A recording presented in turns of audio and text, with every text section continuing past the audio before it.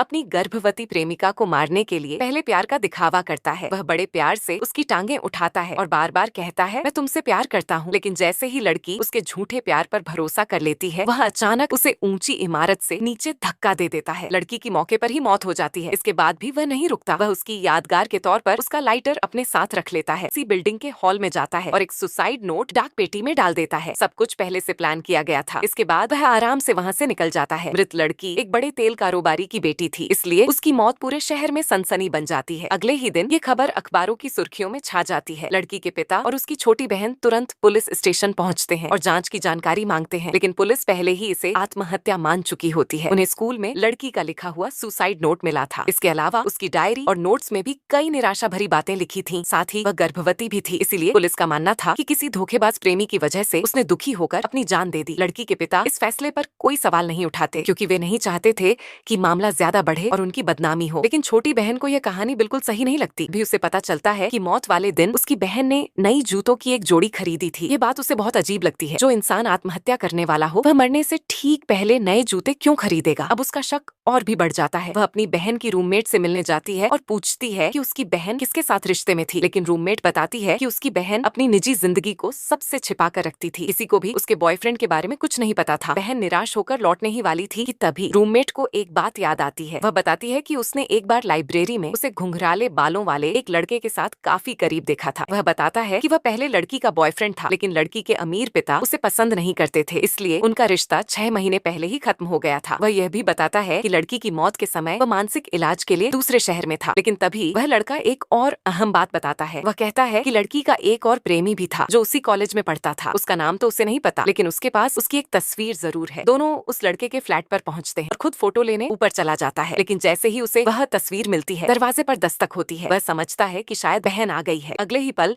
एक आदमी उसे जोरदार लात मारकर गिरा देता है और बेल्ट से उसका गला घोंटना शुरू कर देता है। इधर काफी देर इंतजार करने के बाद बहन को चिंता होती है। वह मकान मालिक की मदद से फ्लैट का दरवाजा खुलवाती है, लेकिन अंदर का नजारा देखकर उसके पैरों तले जमीन खिसक जाती है। उसके पास एक सुसाइड नोट भी रखा होता है, जिसमें लिखा था कि उसने ही लड़की की हत्या की थी। वह अपने किए का बोझ सह नहीं पाया, इसीलिए आत्महत्या कर ली। सच सामने आ चुका है। घर लौटकर वह अपनी बहन के साथ बचपन की तस्वीरें देखते हुए फूट फूट कर रोने लगती है। तभी अचानक दरवाजे पर दस्तक होती है। जैसे ही वह दरवाजा खोलती है, सामने वही असली सीरियल किलर खड़ा होता है, लेकिन उसे इस बात का जरा भी अंदाजा नहीं होता। वह खुशी से उसे गले लगा लेती है। असल में